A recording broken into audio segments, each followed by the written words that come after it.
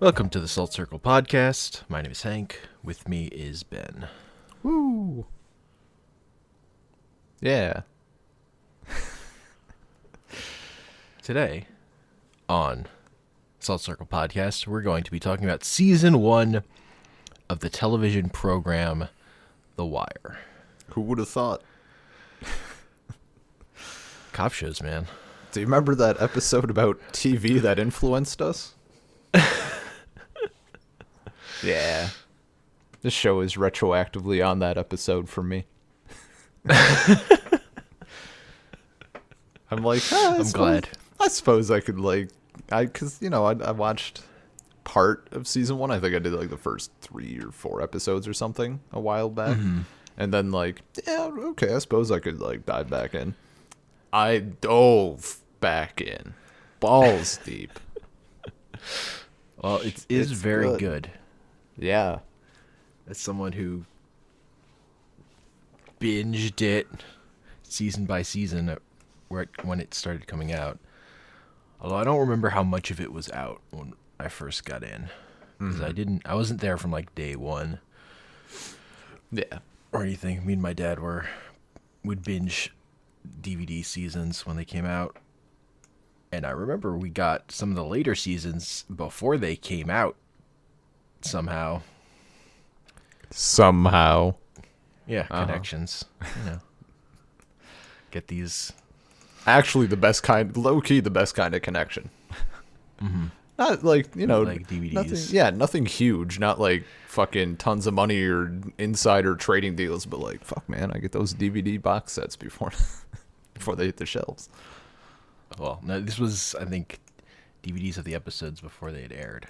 Oh. I mean, even better. It was pretty good. Getting season 4 of The Wire early. Whew. Pretty good. Pretty good. I just started season 4. Yeah, that's right. We could just bang out episodes on seasons 1, 2, and 3 right now. I'm ready. Unfortunately, we are taking the path of variety from week to week. Whatever. Same. This is the road we have chosen to walk. So, I'd say real talk. I've said this a couple of times before, but I think I mean it more than I ever have. If you haven't seen The Wire and you don't think this episode is relevant to you, go watch The Wire, and then the episode will be relevant to you. And it's a win on every side imaginable. And I will also say that one of the things that always stands out to me about The Wire when I go back and think about it is how fucking good it starts. The first scene is one of the best first scenes of any show. And it really sets the emotional ethos for the series, the story that gets told. The story of Snot Boogie. Yeah. Hell yeah, dude. Who just couldn't help himself. Yeah. It's one of many things. It's such a good, you're right. It's a great setter for the show. Why Snot Boogie's always robbing you guys? Why do you let him play? 'Cause it's just Snot Boogie, man. That's what he does. Got it, man. This is America. Right? Yeah. America, man. It's perfect. It's taken back by the idea that they wouldn't let him play. Mm-hmm.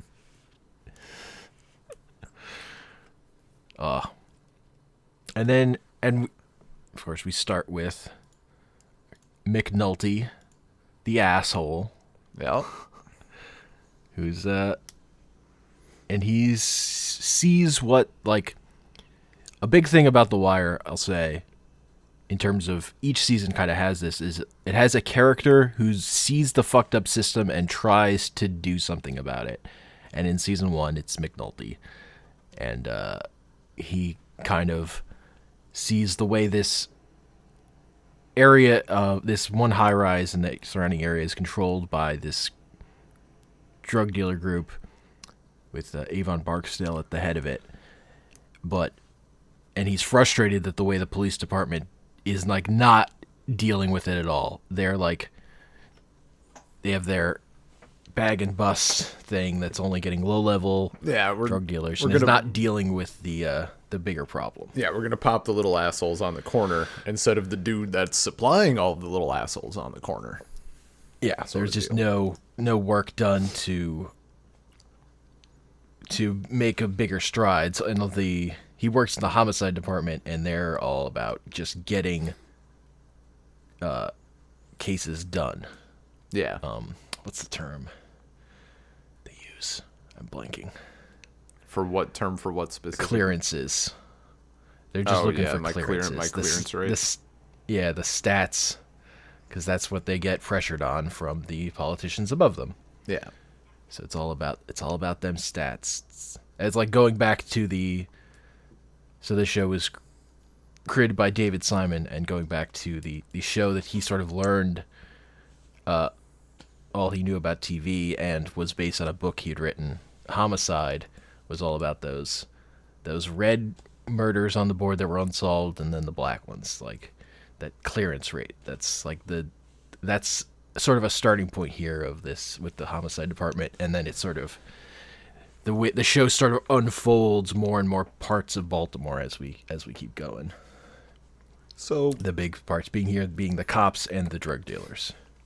So one of the things that I mean, you know, you watch enough of a show and then you look up little, not like explanation of plot points necessarily, but just like comments on it, and not even necessarily analysis, but just relevancy and stuff, just, you know, general articles and whatever. And one of the things that I saw, and it was pretty clickbaity. It was something like The Wire is stuck in the past, and I'm like, okay. And then the article starts out, and it's a good thing. I'm like, yes. Like, it's very clearly in the era that it was made in, like that 2002, yes. Just post 9/11, and, you know, that comes up frequently. Obviously, you know, you see the federal agents, they're like, yeah, are your guys doing terrorism? Then we're like, good luck getting us to help on it. Yeah, totally. This is at this point a period piece, because it's about early 2000s, and it's great. Is the way this I think it's great in that way too. Like, it doesn't feel overbearing, because, like, I don't know. There's a point when someone's like, yeah, the kids are all texting these days. So I was like, what the hell is texting? And it's great, because you know that it's at the time. It's not like someone makes a show now and it's like, what are these wacky things on the phones, kids these days? And it's like forced as fuck.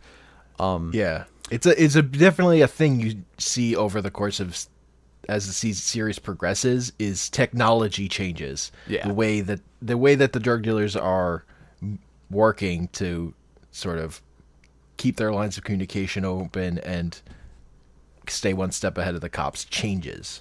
Yeah. Like, part of where they start is they're actually using pagers, which are completely out of date by this point, but that's because it's like a more closed system.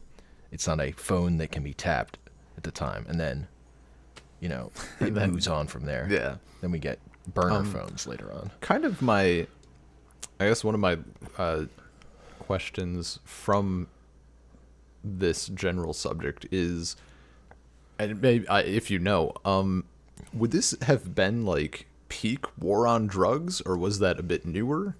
Like, I know that obviously is a very, like, the war on drugs is a very long ongoing thing, but I don't know the timeline of that. I mean, the war on drugs starts more in like the 80s, and it's kind of just an ongoing thing. Yeah. Because I know, like, I would say right now, after 9/11, then terrorism becomes the. Because I would say, like, yeah, maybe, you know, I'm not even going to talk post 9/11 directly, because I was in, like, second grade, so my knowledge about the war on drugs and its relevancy in the current, you know, climate in the U.S. was limited at best, I would say.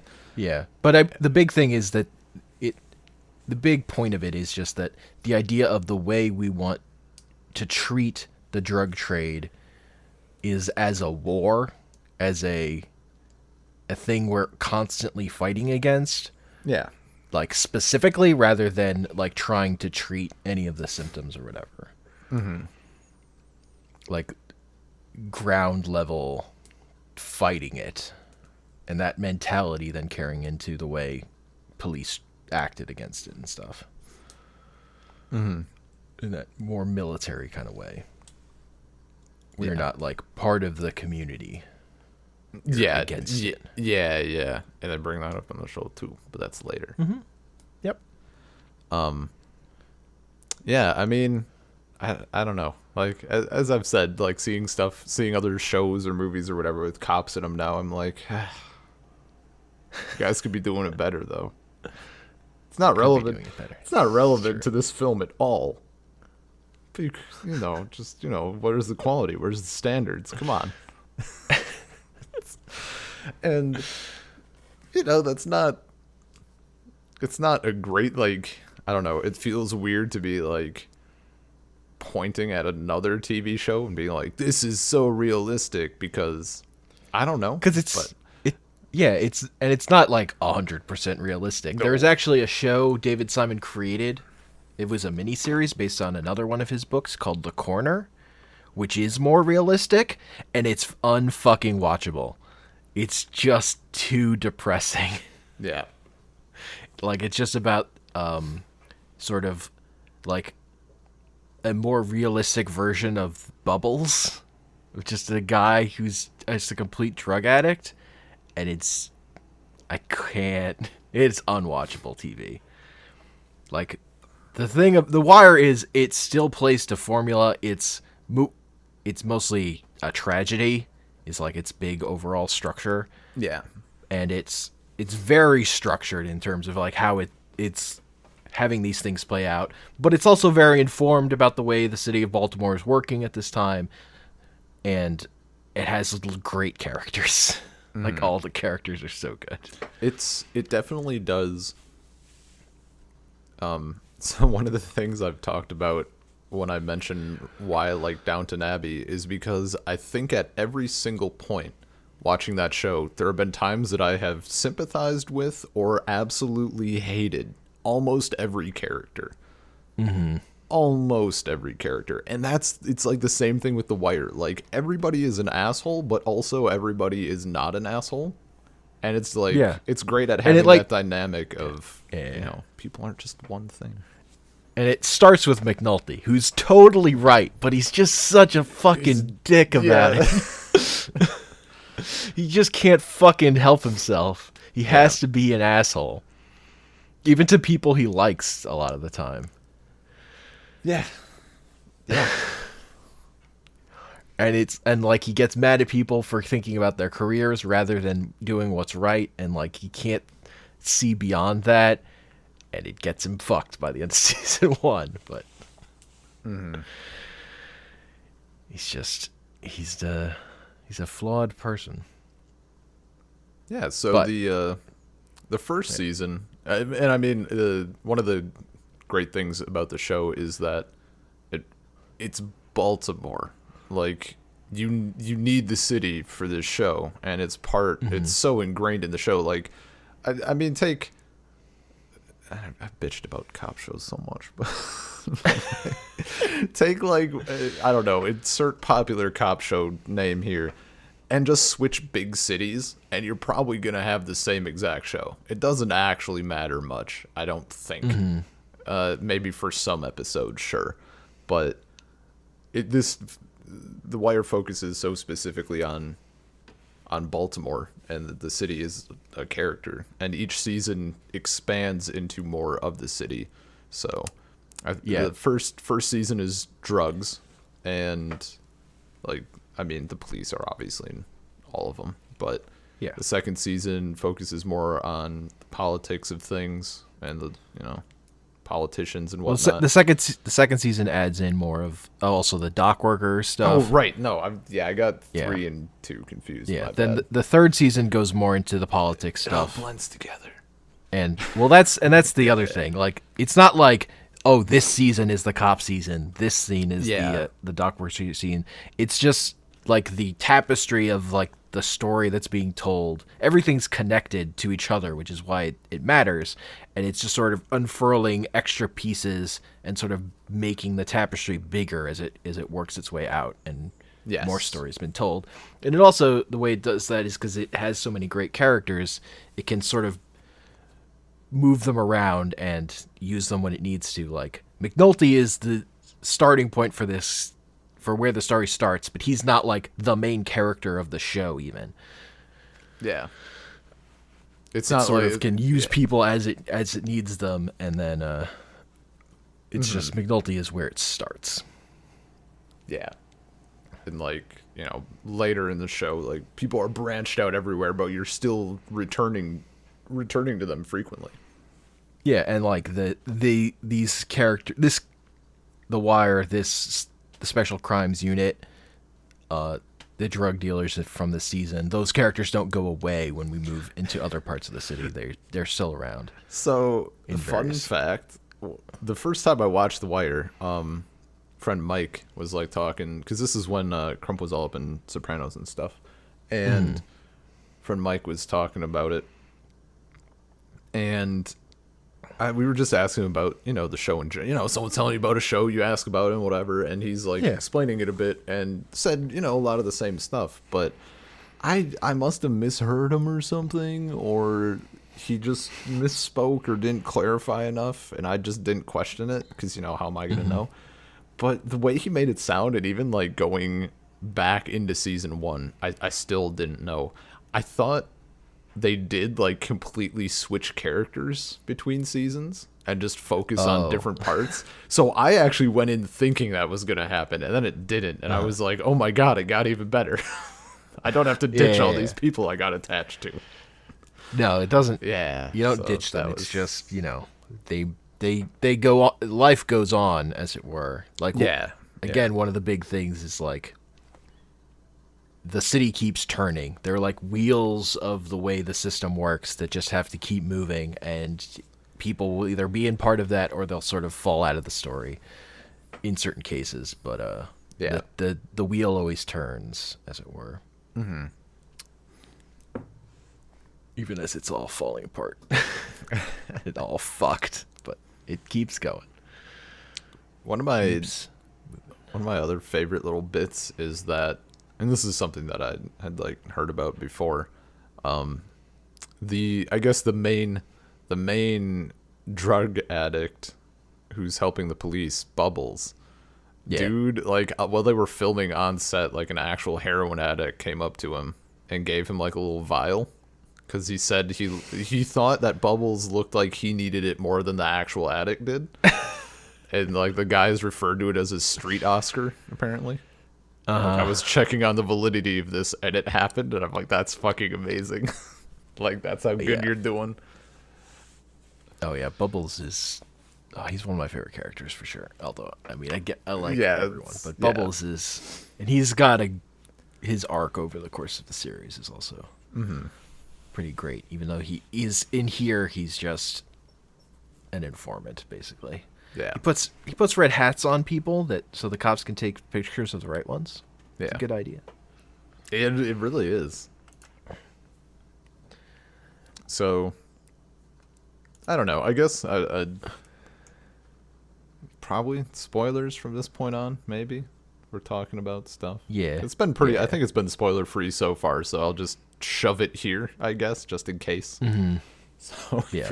if we've Again- convinced you, just leave and watch it. Yeah, it's worth watching. It really is. If you can, Like, they're just scenes are great. There aren't like bad scenes. I will say, I've been, naturally now, I'm like hounding on my parents. I'm like, you guys gotta watch The Wire. Gotta do this. It's so good. You guys keep watching garbage cop shows. This is a cop show, but it's good.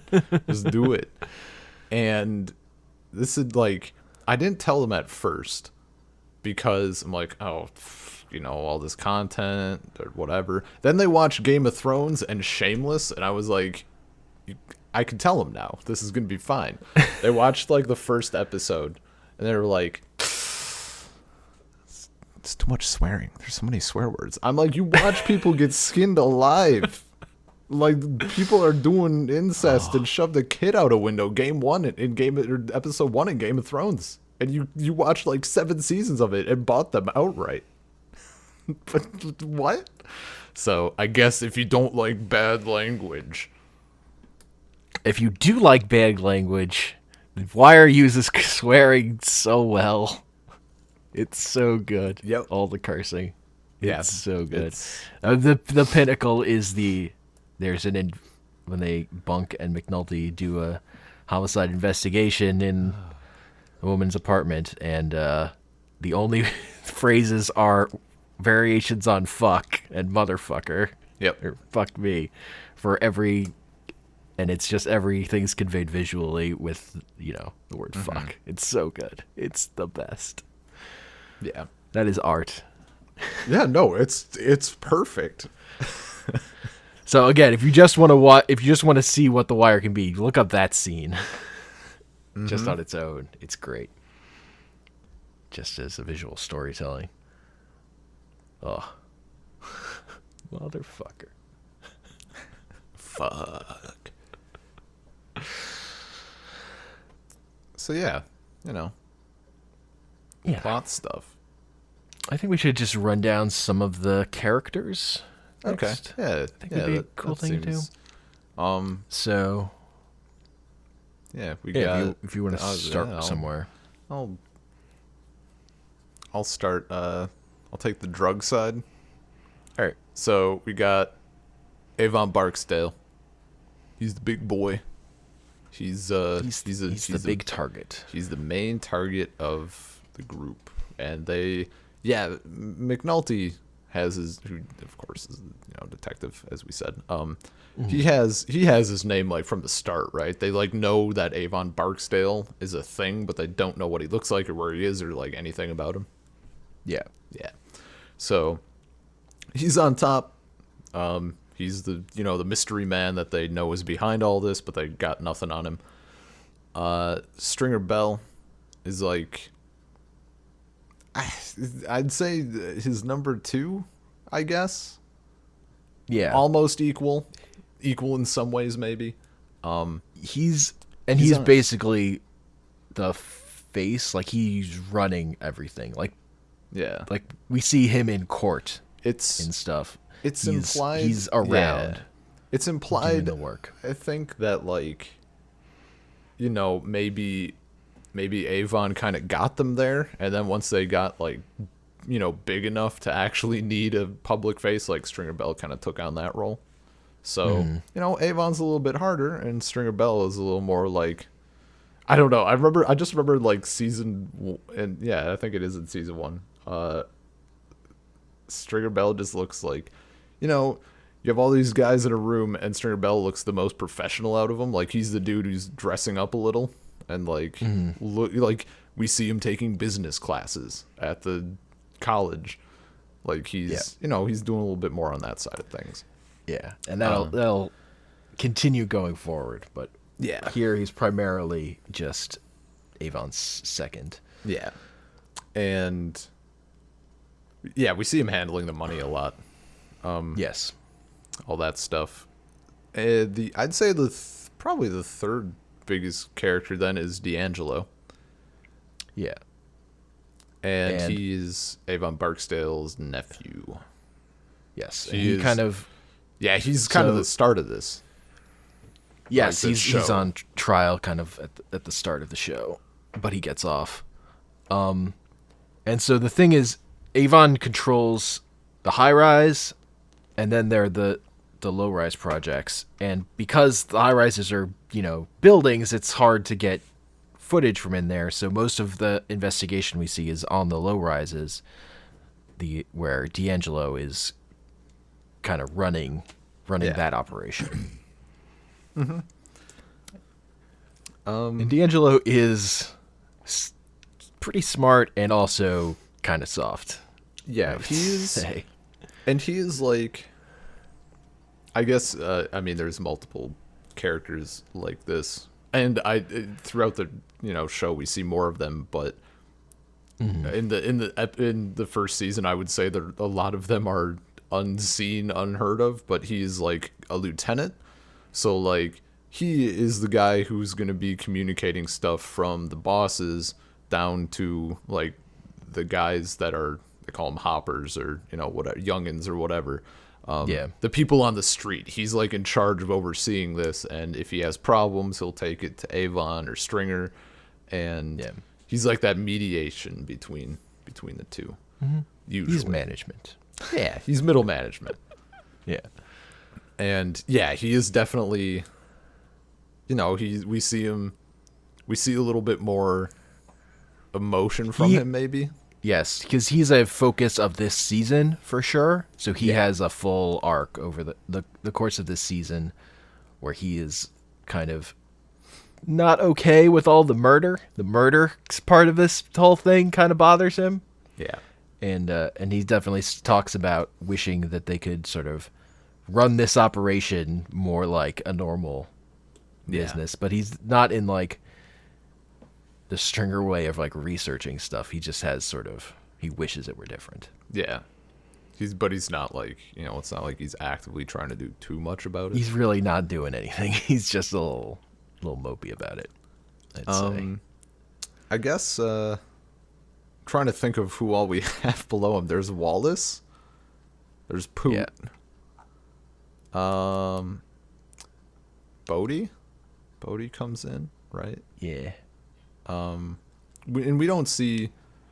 There's not a ton of Bodhi. Bodhi gets more shit later on in the show, but yeah, Poot comes up. Wallace is around. They're doing stuff, and they're just like the guys below D'Angelo, like they're running about and all of that. Yeah, they're kind of like, they're all friends, and they're sort of like the lowest rung that we spend a lot of time with, and just see them hang out and stuff. They play checkers on a chessboard, and D'Angelo teaches them the rules of chess. In terms of drug dealing, it's pretty good. It's really good. I mean, that's how you're gonna do it. It's education, man. It has to happen somehow. I guess Weebay and those guys, like, it's just a lot of people like within the organization, but I think beyond that, there are a lot of more incidental characters. Mm-hmm. But the other big one would be Omar. Fucking 10 out of 10 character. Omar is one of the best characters ever. He's so good. Just straight dude. He just robs drug dealers. Yeah, that's he's his like profession. Yeah, he's not selling he kind of sells the drugs, or he'll trade them for shit, but like he sells it to another drug dealer. He's not selling drugs to the addicts. He's selling them to people that will sell them to addicts, basically. Like, but he just robs whoever. And by robs drug dealers, I mean he walks down the street whistling with a shotgun, and people go running. Dude, it's so good. There's so many establishing shots where it's just like empty street, whistling Farmer in the Dell, top 10, and people are just like, Omar's coming. It's Omar. And it's fucking great. Like, oh my god, what a character. And one of his things is he's out for revenge as well after a while. Yes. He has a code. He's not going after any civilians. He's only into robbing drug dealers. Yeah, no, he doesn't. Eventually this runs afoul where his boyfriend gets brutally murdered and kind of left out in the open as a sign not to fuck with them, and he doesn't take this very well. No, sir, he does not. As you would expect.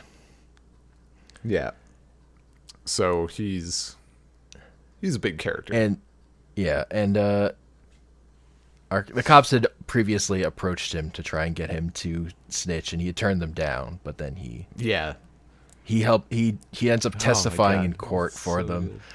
I just love when he comes back and they're like, "Will you testify in court?" Whatever. He's like, "Yeah." And aren't you afraid? Omar doesn't scare. Like, Just the fact that like he's gonna show his face in court and he just doesn't give a fuck. Like, come at me. No. He didn't want. He wasn't going to testify because like he was scared or anything. He just didn't want to testify because he didn't like the idea of snitching.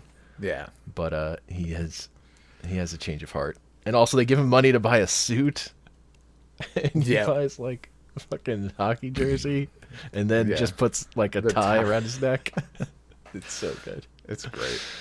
So there's Omar, and I guess then there's also Prop Joe.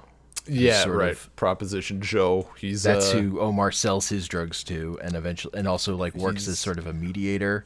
Yeah, because Stringer and Omar have a meeting at some point to try and call peace. And Avon is on the Barksdale crew is on the east side, and then Proposition Joe is like he's kind of the Avon Barksdale of like the west side.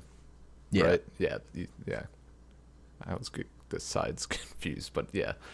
So we don't see a lot of Proposition Joe this season. He'll come up more. Yeah. In later seasons. Here he's sort of. Is the basketball game this season with him? Yes, because that's one of the first times that they get like a clear look at Avon.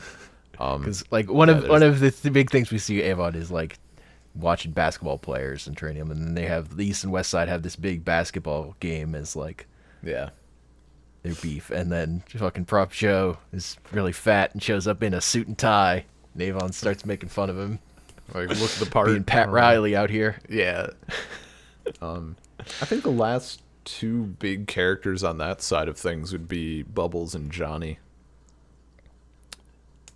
Yeah. For counting them. Like, they're obviously not part of the drug dealers, but, you know, in the drug side. Drug addicts. So Bubbles is super experienced and, like, knows his way around. Pretty smart dude, pretty wily. And he has taken white boy Johnny under his wing and has kind of shown him the ropes. I don't know if... I don't know. I guess we're never told whether he got Johnny into heroin or whether he found Johnny and was like, "Yo, I'll help you." Yeah, we don't ever find out how those two met. Yeah, but he is an informant to the police and helps them out a lot, as we also mentioned. Yes. So it's a good lead-in if you want to take us through the popo.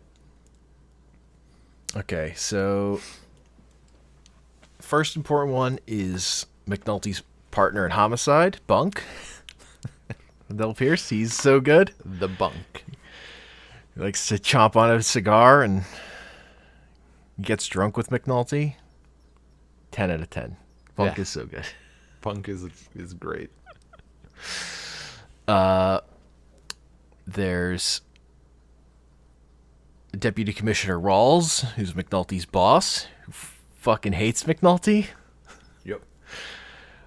Gives McNulty the middle fingers after when McNulty gets taken away for this special investigation into Avon Barksdale.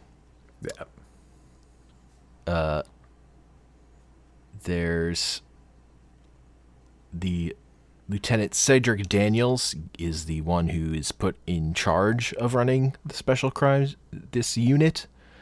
And he's sort of has some shadiness in his past and has sort of been a political, like, climber up to this point.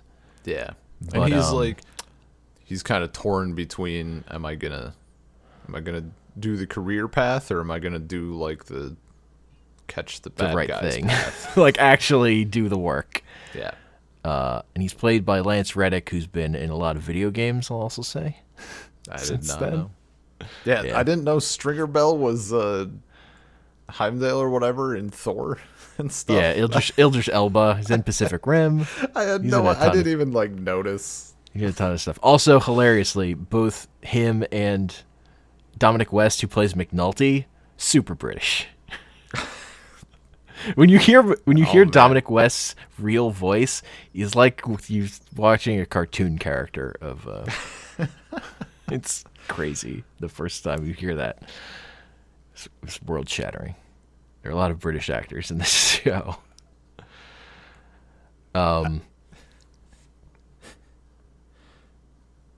Yeah. Yeah, go on. Yeah, so yeah, Daniels, he's like inclined to do the right thing, but he has also his wife is very politically driven, and wants him to think about the climb, as it were. But this season kind of derails his career for sure. And under him are Detective Kima Greggs, Ellis Carver, and Herc. And Herc and Carver Kima is are like- great, and Herc and Carver are dumbasses. They're like the buds of the season. Like they kind of They're- roll everywhere yeah. together, and they're, Yeah, they're like one step above the humps, who are the detectives that get put on the case, who are entirely useless and show up drunk all the time. They're a step above that, but not much more. They are definitely into the wanna way go- the system works. Yeah, they want to they go wanna- just bust drug dealers Yeah. one after the other. That's how you're gonna win. Yep. But Kima kind of and McNulty become the ones who are driving a lot of the work. I would say, and Kima is pretty great. Yeah. Yeah. She's fantastic. There's also there's another member of their team, and I'm trying to. He's like sometimes he's not there. I can't remember his name, and it's not showing up on Is it the Lester? order. Is it Not Prez? Lester. Prez, I think, was who Is I was it- thinking of. No, not Prez. Prez is also not who I'm thinking of. Santiago. Santiago. Maybe. I don't know. It speaks a lot about the person. Could you? He's like the other one that actually does work. Oh, Snyder. Snyder. Is he black or white? He's black. Snyder. Cider? No, Snyder. Snyder not showing up on this list of characters. I feel bad. It has to be Snyder, dude. Okay. Michael Santaglo, whatever. Something. Yeah. I don't know. Sidnor. Sidnor. Sidnor. That's how it's spelled here on IMDb. Corey Parker Robinson is the actor's name. Yeah. Another detective. There's another detective. He also, but sometimes he just gets called away on other work. He's definitely down to do the stuff, but he's not one of the characters that's like thinking about the stuff as much, I'd say. And a lot of the like political arguments in terms of getting the shit done. But he's just down to do the work. And then there's Lester Freeman, I think, is like the other most important one, and he starts out just sort of being there, and he carves miniature furniture while the rest of them are working. And so McNulty just assumes he's useless and a hump, and it turns out he's one of the best. He's just been through all this before and gotten buried for trying to do the work, so his career got derailed, so he kind of comes in not giving a shit, but eventually becomes a key part of the investigation. Like Lester's the reveal about what Lester's deal is pretty great. Yeah, and How good he is. Yeah, and then he kind of transitions for a bit. It feels like it way more in this season, where he's kind of like the wise old guy of the group. Yeah. Because the way he approaches it at first is like they get stuck, and he like looks over and is like leaves, and then comes back with a picture of the first picture they've ever gotten of Avon Barksdale off like one detail about a golden gem Yeah, that they give, Akima read in a DEA report. And so then you're like, oh, he is fucking really good police. He's just not. He's biding his time. And he's the one that gives them the first number that they use to clone a pager also. Mm-hmm. Sort of pops out with key information when they need it. Yeah. Like he does the stuff, he just shuts his mouth while he's doing it. Mm-hmm. Basically because he's like the older version of McNulty of he made too much noise earlier in his career and kind of got punished for it, basically, is what it ends up. You later find out. And by the end of the season, he gets back into homicide. Yeah. But so he's got an upward arc over the course of the series, as opposed to, McNulty. Yeah. And there's also the assistant to the state's attorney, Perlman, who is sleeping with McNulty. And she's pretty good. She's definitely helpful, and McNulty is a total asshole to her. Yeah. Just like... consistently a dick. Just a piece of garbage. I think the other major character is the lawyer for the drug dealers, whose name I'm also forgetting. Levy. Yeah, Levy. He's also a pretty big character. Did you talk about Prez? I have not talked about Prez. Prez. Wow, way to break order. Prez. Jeez. I did skip Prez. Because Prez, I mean, he's there because he's the son of... Was it that start? He's the son-in-law of one of the majors, or one of the majors. Belichick. And he's a total fuck up. Yeah. He's there because they need people and nobody else wants him, so they're like, "Oh, hey, this new place that isn't related to anything important apparently. Like, get on over there." Yeah. Police work. So this has kind of been a dumping ground operation for a lot of people. So he's one of the ones that gets dumped, and he goes out into the field and hits a kid and lines him in one eye. He's really fucked up.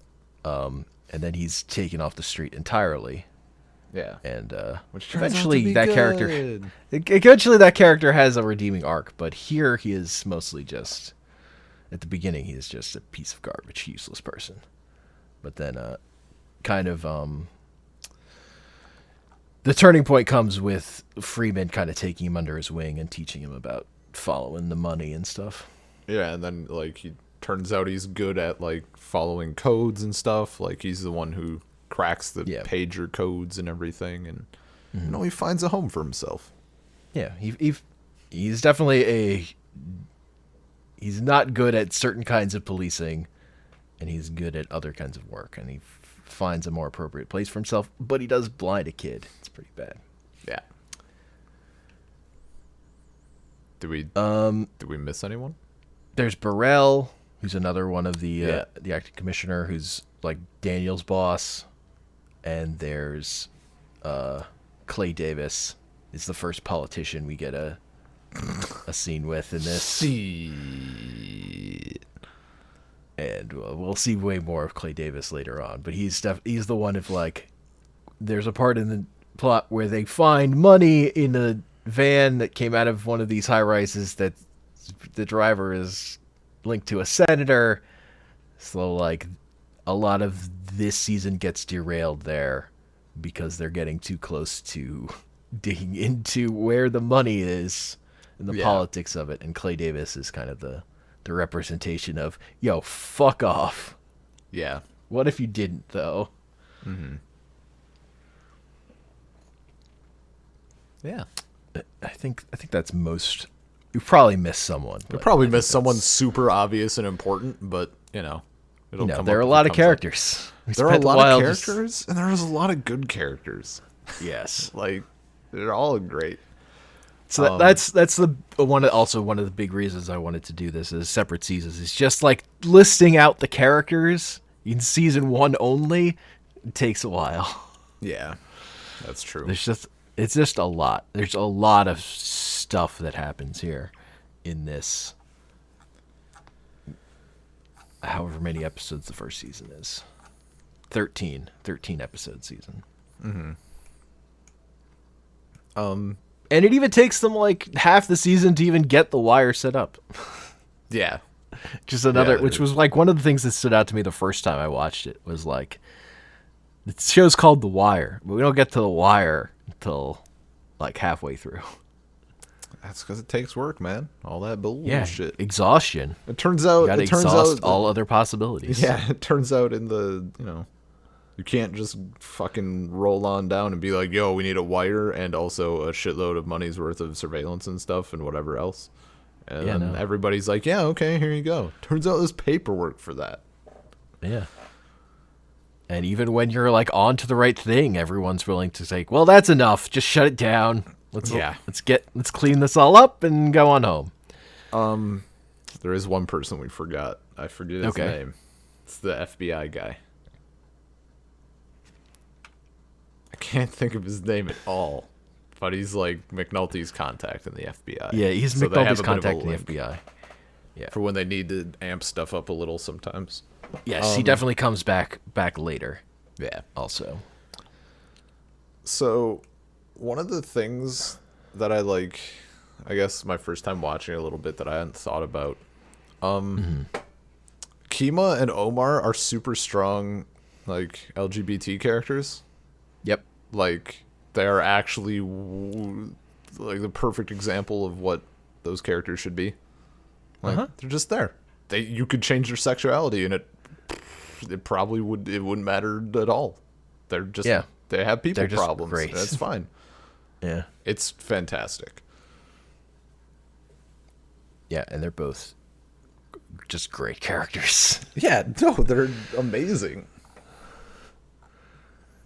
So yeah, the big the driving thing of the plot is they start going in. It's hard for them to get a lead on Avon, but eventually they've exhausted all their options. They've got this lead on the pagers. They understand like the system.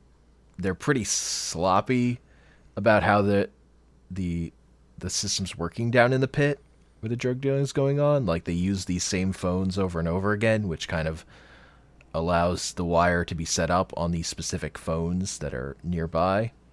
Yeah, because they've kind of like there's definitely a line early on, like when Omar gets to robs the pit, it sets off all his problems later on with them coming after him. It's because the pit is an easy target, and he figures out where their stash is like just by watching it pretty briefly. He like rolls up for a little bit in a van and is like, oh, got it.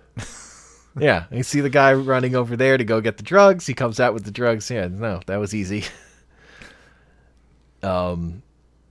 Yeah, so once they've gotten a line on the wire, then they start following it. Then they start following the money, and things get more complicated, and their bosses basically call time on their operation. They get a little extension to roll out the length that the judge gave them the wire. That's the other character we didn't really talk about, was the judge that McNulty tells this whole situation to, that kind of sets everything off.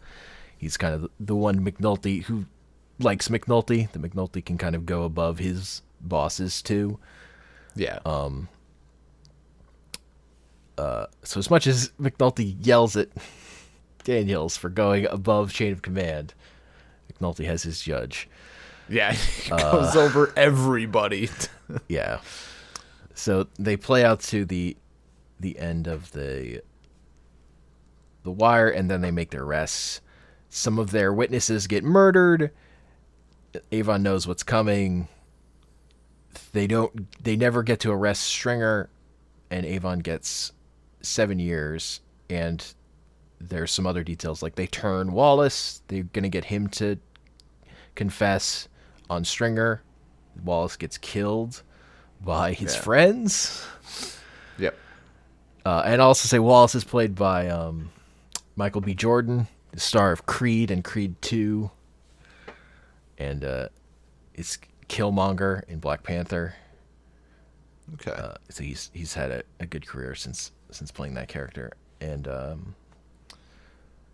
but yeah, so he gets killed, and they turn D'Angelo until D'Angelo's mother convinces him to not testify against his uncle. So but he's still taking the 20 years. Yes, Like it's falling on D'Angelo. So it all ends up falling on D'Angelo because D'Angelo was the one running, so they had a lot more material on him. So a lot of it falls on him. And Weebay just eats a shit ton of murders for life in jail. He just confesses to fucking everything. Like every like they get him on one murder and he's just like, yeah, I killed everyone else too. It's fine. Yeah. Just give me some more food. Mm-hmm. One of the... That cleans it up. Yeah. One of the things that I like with the deaths and even like the near deaths in this show is how much of a punch they pack. Like, it's not like Game of Thrones or something where just like anyone you look at might get killed, but they make the deaths mean something no matter what side they're on, or no matter like when Kima gets shot, and like one of my favorite details from that is when they're like listening to that audio and guy just has to go throw up. Yeah, like that's good. I dislike it when shows are like, yeah, his chick was like raped and had all of her limbs cut off, and then they like gouged her eyes out, and like there's fecal matter all up in her mouth, and the cops are like, damn, the streets of New York are hard.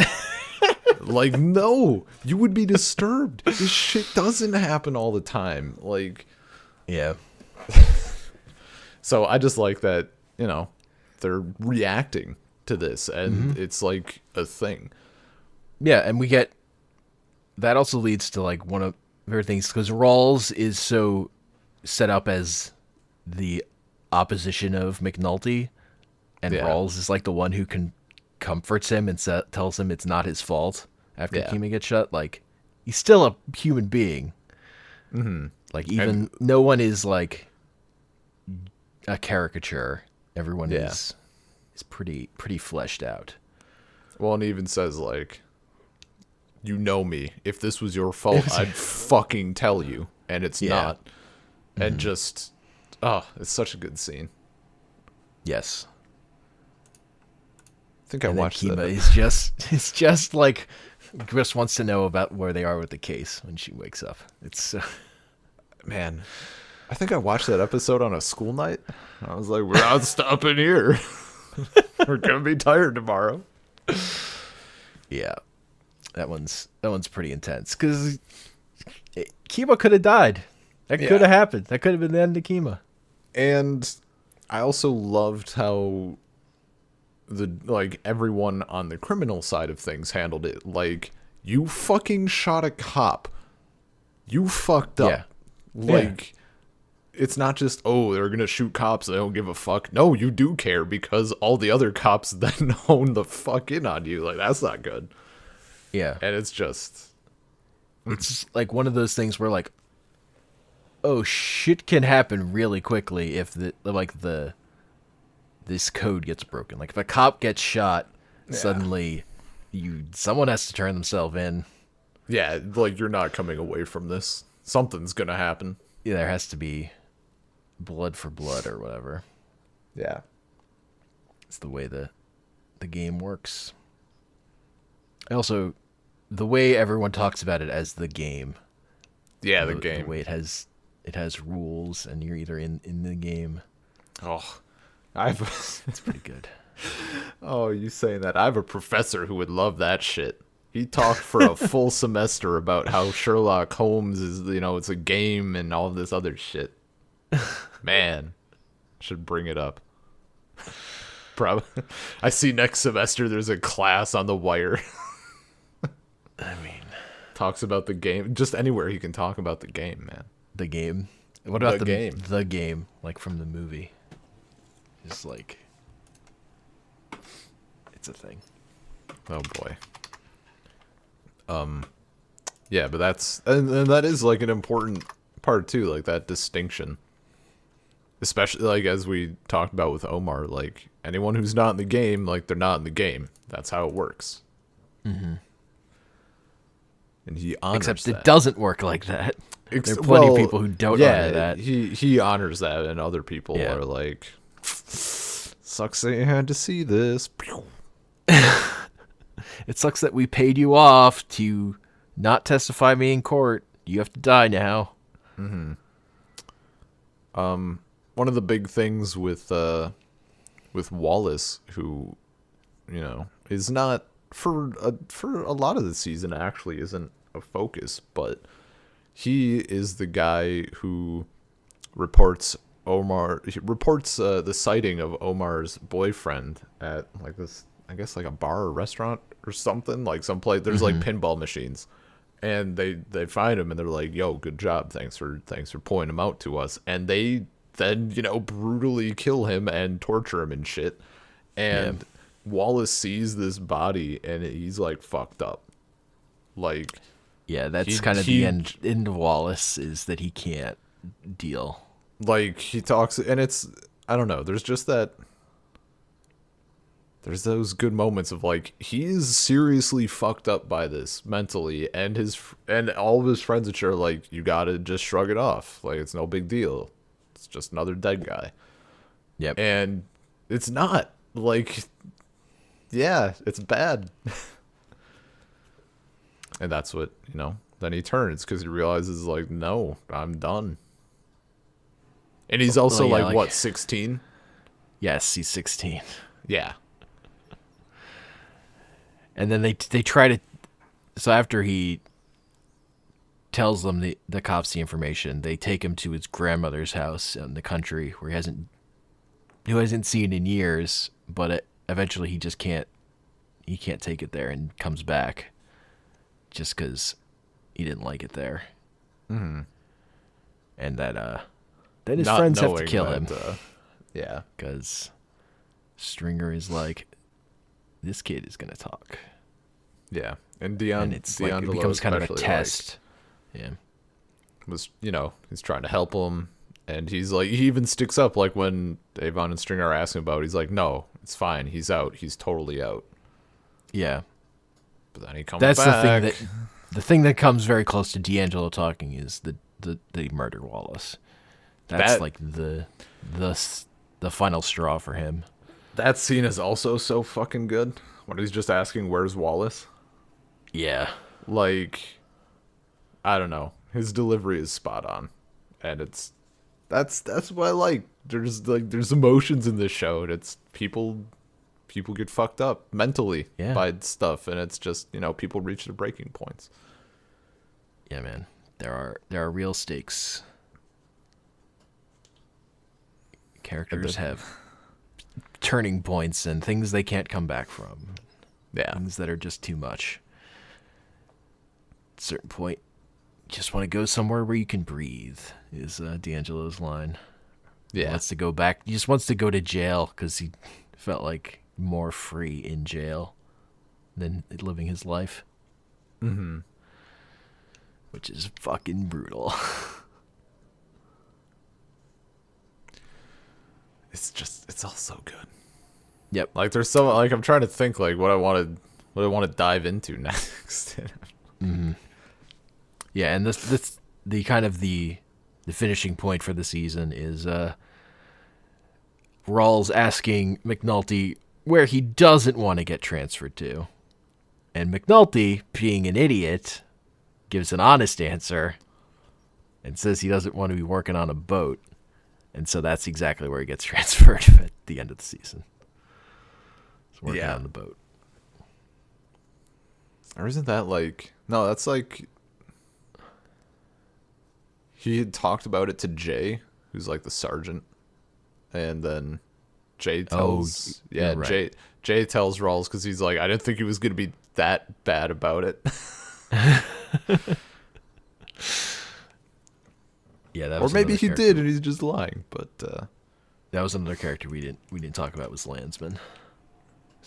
fat sergeant who works in the Yeah. homicide department, kind of directly under Rawls. Yeah. He's pretty good. There's a lot of good interactions with him. Yes. That's there's just so many good small character interactions throughout the whole thing. Yeah, it's not like there's one. It's like there's the big scenes and shit, but yeah, there's all little like, how dare you besmirch the name of Madame Leroux? Like they send a guy to go see his sidekick to help him with his murder, and it works. Like she does basically nothing, but then like it gets solved. Just so many little ridiculous things. Yeah. That was actually one thing I was going to mention. It's like a lot of moments between different characters. There's one with I forget what all the lead-ins are. There's one, so it goes from McNulty and Bunk when they're interrogating D'Angelo, and then D'Angelo talks about it to like the kids that are working with him basically. And there's another instance where Stringer Bell learns something in his class and he takes it back to like Avon and those guys. And I like that idea of like, because that's right after when McNulty and Bunker talk about like, you don't have to murder all these people. Like you can sell drugs without having to fucking leave bodies behind. And then immediately we see D'Angelo and he's like, there's no reason that we need to be leaving these bodies behind. Like I wish the game was different. And the same thing with Stringer Bell. He's like learning all this market shit, and then he comes back. He's like, "It's a whatever product. We need this type of whatever thing." And like just that concept of, I just learned this thing, or somebody who is in some way higher on the totem pole than me just told me this thing, and now I'm regurgitating it. Yeah, or told me a thing that I thought was a good point. So and now they're coming back making with it to you. Yeah, and that's just and it's one of those things that. We even see that with fucking like Herc at the end of the season, like telling the fucking new guys about that the shit he was doing is not the way to do it. Basically, you can't just be busting heads. Can't just be busting heads, and that is exactly what he was doing. There is definitely like stuff influences other stuff. Like there's an effect of the words people say to each other and stuff. Like the way that it like sees those different strands of stuff seep through the series and ripples out. Yeah, good shit. Well written, well thought out. Yeah, and the writing is fantastic. Like, it's just everything is so. It's just so solidly assembled, and it feels good to just go through it. Like, it's not like they're trying to bang out 26 episodes in a season or whatever, which is good. There's no filler. It's not like there's no filler scenes. Like you said earlier, like each scene is good in some way. It's either doing something or it's not as important, but it's showing something, or it's like just being, or like you're just getting to know this character more, or or like I don't know. I guess it's just funny, whatever. Yeah, like I'm thinking of when they're trying. The place of operations for our main team here for the cops is like in the basement, and it's just like shitty as all hell. Yeah. It's not even close to a real office. So they have to move desks in and all that shit. Yeah. And there's a good part where, they're trying to get a desk in, and the two guys can't get it in, through the doorway. Carver. Yeah, they can't lift or whatever, and it's just wedged or something. And so, like, pretty soon they have, 4 guys on it. Yeah, McNulty and Sidnor come in, and Lester's just fucking watching them the whole time. Yeah, and they, they work and then Daniels comes in, he's like, "Oh, you sorry sacks," but then he takes off his jacket and starts trying to help, and they still can't move it at all. Yeah, they can't get it. And then I think it's Herc or whatever. He's like, how are we gonna get this desk in there? And they're like, get it in. So like they've been pushing and pulling, and both sides were pushing on it the whole time. Yeah. And then they just leave it discussed. Yeah, they'll just leave him. It's like that scene's not very important to the overall plot, but fuck, it's good. Like Yeah. everything is executed just perfectly. You don't have too Yeah. much like we're gonna throw out 1,000 jokes, but it hits them at the right. It hits them at the right places. It's well paced. Yeah, man. The audio is really good, and I saw when I was looking up stuff, I saw a little bit on it. I forget what the exact term is, but they do a lot of sourced sound. So like you don't just have the soundtrack going, like someone turns on a radio or someone's listening to something and that's the song that's playing for the scene. Mm-hmm. Like it bleeds in and out very organically. It's nice. It's a nice touch. Yeah. Brings you into the world. Yeah. Well, so yeah, that's the first season of The Wire. It is very good. It's a good starting point for sure. I feel like we didn't talk enough, but I don't know what more to talk on, you know? Yeah. I mean, yeah. We can always talk about more in other episodes, but I think that's a good starting point, and that's, an hour talking about The Wire. So seems like a podcast to me. This is a pretty important show to me, and so I can always talk about it more some other time. What's that? We're gonna do another 2 hours for the other 2 seasons that I've watched? Okay. 3-hour banger. We will space them out a little bit. It's just what's gonna happen. So you can email us, saltcirclepodcast@gmail.com. Find us on Twitter @saltcirclepod. We're on iTunes, Stitcher, Google Play, Google Podcasts, Spotify, Salt Circle Podcast. You can find our episodes hosted at anchor.fm/saltcircle, and I'm on Twitter @comicpanels. And I'm on Twitter @bean_LP. It's such a good show. She